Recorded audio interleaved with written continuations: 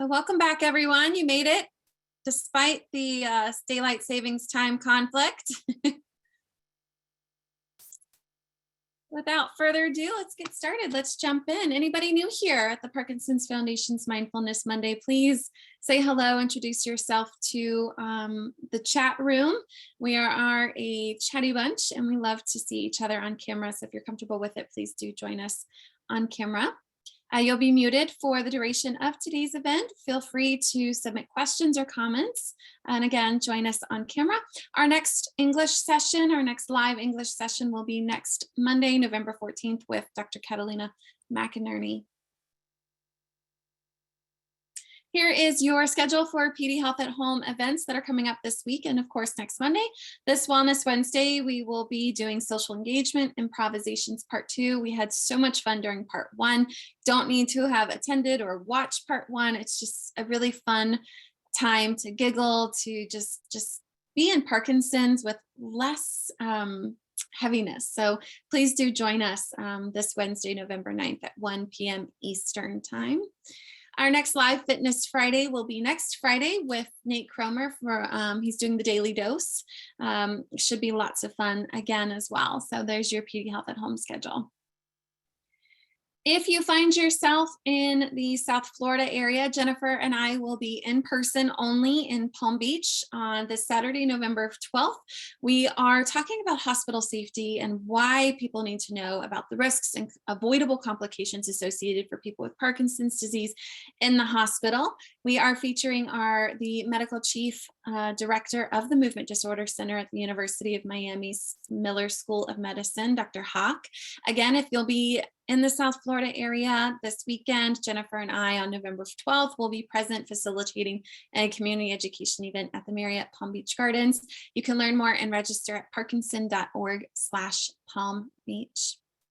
If you're new to Parkinson's or your Parkinson's has gone on a change, it's changing its course, please do not hesitate to reach out to our website at parkinson.org or our helpline at 1-800-4PD info. You can also email us at helpline@parkinson.org. So again, I want to apologize. I was planning on hosting a live mindfulness session with you guys, but I've had quite the mindful morning of technical issues. So we are recycling some content that Dr. Rush offered us almost a year ago. It's been some time since we addressed this topic of acceptance and mindful pausing. Jennifer, if you could cue that video up with Dr. Rush and we'll get started with our mindful moments. Hi, everyone. It's so nice to see everybody's shining faces in the new year, and I'm very happy to be with you all, and we'll be able to be with you all on an ongoing monthly basis. So we're going to kick off the year on another series that we kind of started late last year, which is on the theme of acceptance in mindfulness practice. And so today I wanted to take a few minutes to talk to you guys about something that we call the power of pause and the importance of taking strategic pauses throughout our day in order to enhance our acceptance and our presence in the moment. So I wanted to start off with a Chinese folktale. And this is called The Man Who Was Afraid of His Shadow. And so long ago, there was a man who was afraid of his shadow and also hated his footprints. He tried to avoid his shadow as well as his footprints by running away. But no matter how fast he ran, the shadow always kept up and his footprints were always there. And so thinking maybe he was running too slowly, he just kept running faster and faster and faster until he finally just so exhausted himself that he fell over dead. He didn't understand that had he relaxed in the shade, he likely would have rid himself of his shadow. And by resting, he would have ended his footprints. So I realize that's kind of an odd and morbid story, especially starting out the new year. But the basic principle behind this is that sometimes we think that if we just push harder, if we run faster, if we try to do things more, that somehow it will solve our problems. And I think in our society here in the United States, especially, we're conditioned that way. We're told we have to keep going. We have to always, push ourselves farther. We have to, be the best and do the best. And, we have a very competitive kind of culture. And I think that gets instilled in us at a very early age. And we don't always get some of those opportunities that we need to allow ourselves to pause, to take a moment to refresh or recharge, or even just to reflect on what's going on in our lives, and that we may need to actually take a time out. And so this is a concept that I work with a lot of my patients who have Parkinson's, because many of them have trouble with this idea of pausing, because I get a lot of people who say, it already takes me twice as long to do half as much as I used to do. And so I feel pressured to have to try to push myself, because I need to try to keep up at least with something that looked like the pace that I used to. And as a result, they sometimes end up feeling more stressed, and they feel more like they're less than. And there's this sense of distress and sometimes shame that goes along with that.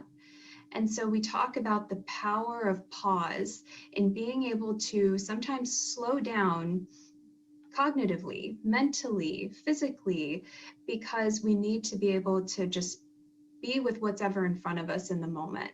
And so again, from my folks who have Parkinson's, sometimes that's learning how to sit with physical discomfort, such as wearing off periods from their medication, or if they're experiencing other symptoms like rigidity or tremor. And so instead of trying to distract or run or just count down the minutes till they can take their next Cinemet, we talk about ways to try to sit with some of those feelings, even if they're not the most pleasant. And to check in with ourselves like that, it also helps us to better understand how we're reacting to those situations emotionally. And as we talked about before, when it comes to acceptance, when things are not going our way, or if they're negative, we tend to try to push them away. We're like, I don't want that to happen. I want things to go the way I want them to go, and I don't want to feel things that are unpleasant. But in fact, sometimes we have to reconcile that those things happen, even if we didn't plan it and we don't want it. And so there's a great quote by Viktor Frankl, for any of you who are familiar with him. He was a Holocaust survivor and went on to become a neurologist and a psychiatrist, and was the founder of something called logotherapy. And he has a fairly famous quote that says, "Between the stimulus and the response, there is a space. And in that space lies our power and our freedom." And to me, that really highlights this power of the pause, to kind of slow down and recognize what's going on around us while we ourselves can actually become mentally still. And so by doing that, it allows us to do a few things. We can notice, one, what we're experiencing physically, emotionally, what thoughts are running through our head. We also can notice what we may be trying to avoid, because again, acceptance is about being able to be more aware and more accepting of those things that maybe we don't always like or find unpleasant. And to do this allows us some respite from some of those things that may be overwhelming, or those things that we may be running from.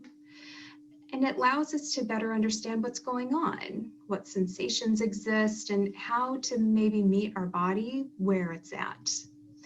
And I think, in addition, it's important to have some of these pauses, because especially, again, when you have Parkinson's, your energy reserve is not what it used to be. Oftentimes, I tell people your gas tank is a little smaller. And so it's important to take kind of these punctuated pauses to be able to kind of refresh yourself and to be able to garner back some of your energy. So I have a good example that just kind of happened to me this morning. I definitely did not plan this. I ended up waking up about 45 minutes late this morning because of some technological failure on my part with my alarm. And so I wake up and, Monday morning, my immediate thought is, oh, expletive. And obviously things did not go well with me trying to get myself ready. I have 2 small humans I have to get ready in the morning and get them off to school. And so I get everything done somehow miraculously within an acceptable time frame. And then I'm driving to work and I'm listening to the news on the radio, which I think most of us can agree is not the most comforting place for some respite. And I recognized, I'm like, I'm talking today to, a group of people about the power of pause. Maybe this is something I need to be doing myself. And so I ended up turning off the radio and just driving in silence on my way to work. And so in that 10 minutes from the time I turned off the radio to the time I pulled into the parking garage, I actually found myself feeling quite a bit better. And so it can sometimes be a challenge to recognize when you need the pause. But I think it's in those moments when we feel like we have the least amount of time for a pause that we probably need it the most. And so I want you to think about that. And I thought that we could go through a short meditation exercise that incorporates this idea of the power of the pause and some kind of guiding ideas for ways that you can maybe incorporate this into your day and into your practice. So go ahead and get comfortable in your chair as best you can, your typical meditation stance. And for those of you who are new, just getting as square in your chair, your couch, or wherever you are as you can. So just allow your body to rest as best you can. Preferably feet on the floor, but at least anchored in a position that's comfortable. Hands at your side on the armchair, under your lap, whatever works. Shoulders down. And again, you can either keep your eyes closed or you can kind of find a fixed, soft gaze on the floor. And so usually when I tell people about using the pause, I tell them to start by taking 3 deep breaths, just in an effort to connect to their body. So go ahead and take 3 deep breaths.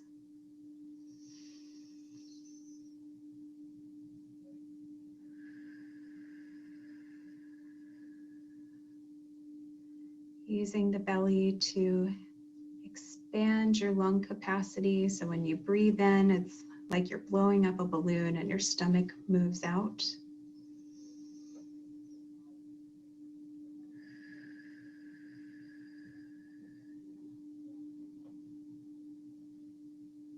And with each exhale, stomach gently moves in towards the spine.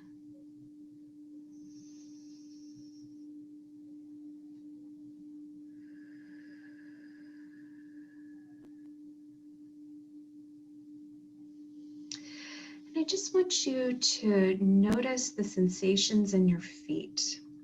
And if your feet are on the floor, just noticing how they may feel grounded against the hard floor. Noticing any pressure points in your toes, soles of your feet, your heels.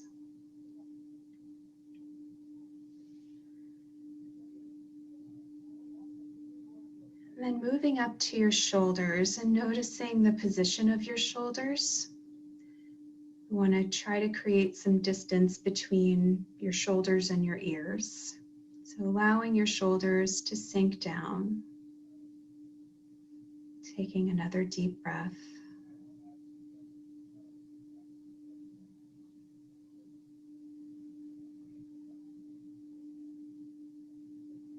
And now relaxing all the muscles in your face. Allowing any tension, allowing any muscle rigidity in your facial muscles to dissolve. We so often hold tension in our face without even realizing it.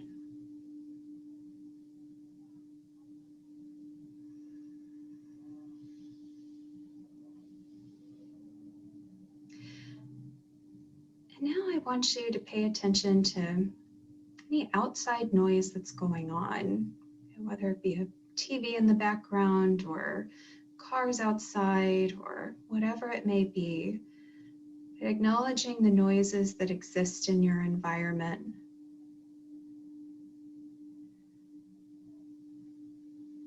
And almost imagining turning them down like a little volume knob. Allowing yourself to focus instead on your own heartbeat.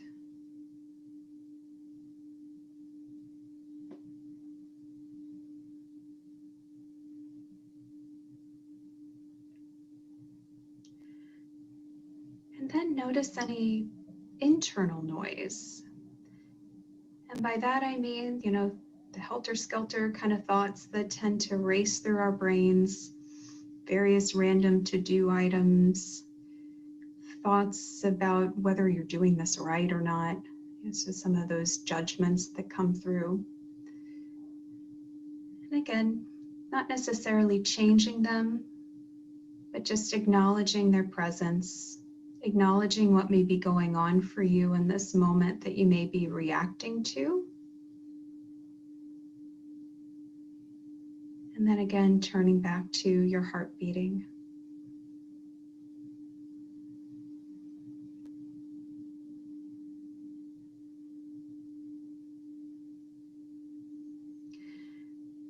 And then noticing any other feedback that your body may be giving you, whether it's tension in certain areas,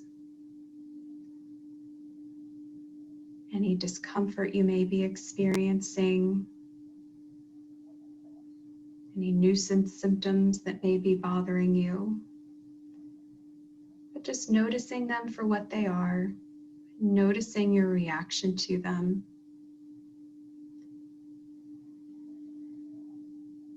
And letting go of any judgment or need to try to change them. Just accepting where they are right now and how they may be contributing to how you feel right now.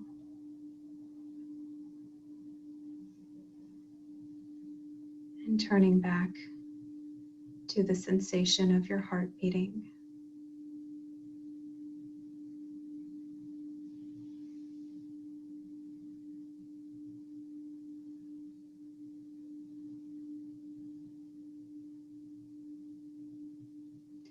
And during a pause, it's important to notice if there's anything that keeps trying to snag your attention. Is there a certain thought or a certain symptom that you may keep getting hooked into, that your focus may be drawing back to?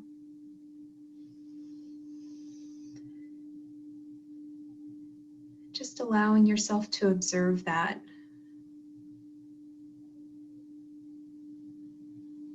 And what that may be trying to tell you.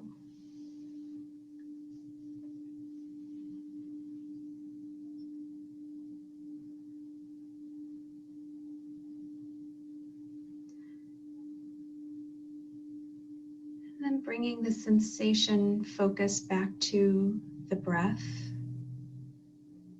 Maybe noticing any differences in your breath. Perhaps it's slowed down, become more evenly paced through this activity.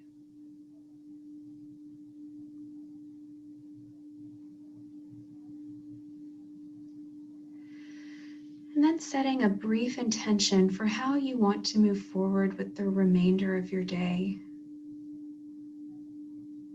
For some, it's fairly early still. There may be much of the day left. How do you want to meet the day?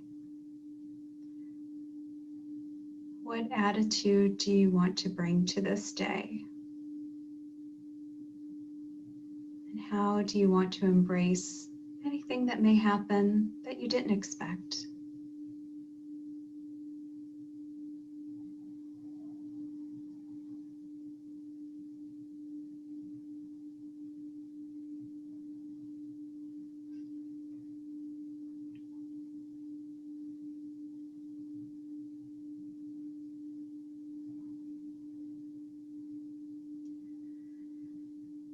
And one more deep breath.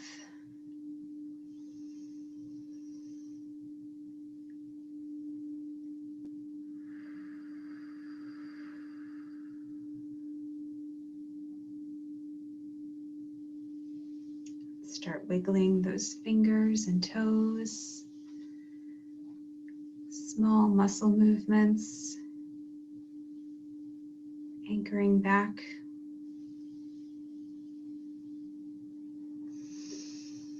And opening your eyes when you're ready.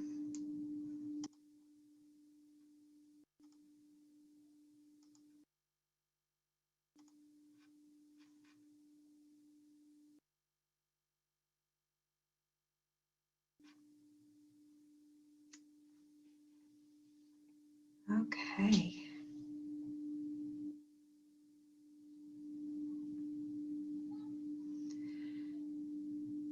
So as you kind of resettle back and bring your attention to the group, does anyone have any thoughts or questions, or would like to share maybe some ways they plan to incorporate a pause meditation, which really can be anywhere from 1 to 3 minutes. It does not have to be long at all. But strategically placing them in your day when perhaps it may be necessary or helpful. Does anyone have ideas for how they might want to do that?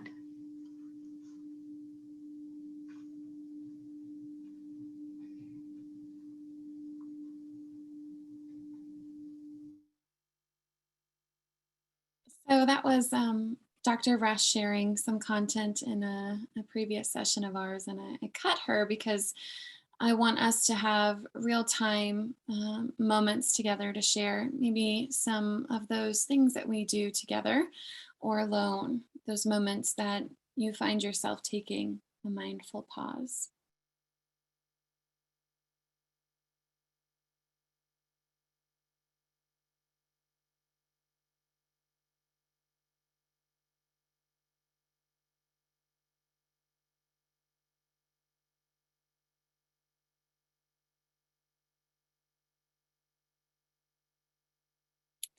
So, one that I think is pretty universal that many of us might do is when you sit in your bed.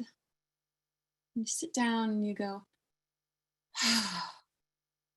can anyone relate to that?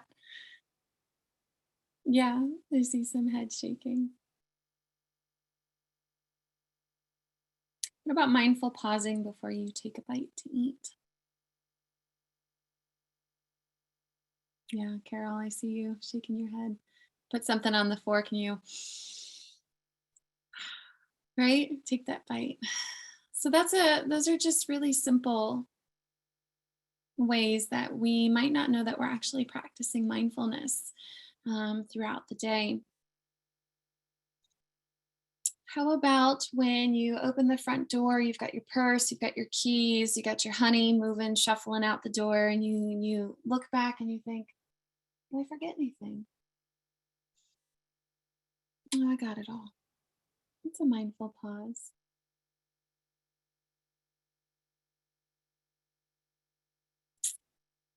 I got someone writing in the chat. My mindful pause for today is to remind myself to approach the unexpected with flexibility and grace. Thank you, Annie. I interact with my cat first thing in the morning. That is certainly, I would say, self care too, a way of self care. I like the idea of the short time pause as it can restart my day, especially when I'm stressed. Absolutely, yes. Thank you for sharing that. In Parkinson's disease, this idea of mindful pausing can be especially helpful for those who live with freezing. Are we familiar with what freezing is? Yeah. So, freezing, for those who might not know, it's just a phenomenon that happens where your feet get stuck. You can't move, and it can become somewhat dangerous for someone to try and force their nervous system to react a lot faster than what is internally happening. And for us who are on the sidelines, right? Like, well, just pick up your feet. Why aren't you moving? Very stressful and do the exact opposite of what we want to happen. So those moments of mindful pausing restarts the nervous system, restarts the neurological system. And yes, iPad, it becomes stressful. So those moments of mindful pausing can help our bodies to reset so that we can move forward. So remember that.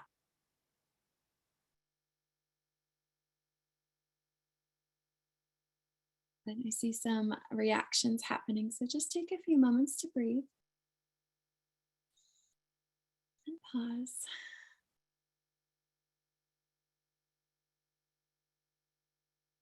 And so tonight, I'm going to offer a little piece of homework. A moment before bed, when you're pausing, the day is done, right? You've brushed your teeth, you've turned the TV off.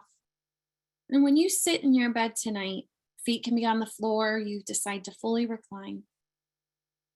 Close your eyes, take a deep breath in, and let the day go. Remember that when you come to bed tonight. All right. Next week, I'll see you guys, hopefully with a new computer and less technical problems. And I wish you all a very mindful week full of pausing just for you. All right. I'll see you all then. Have a good week.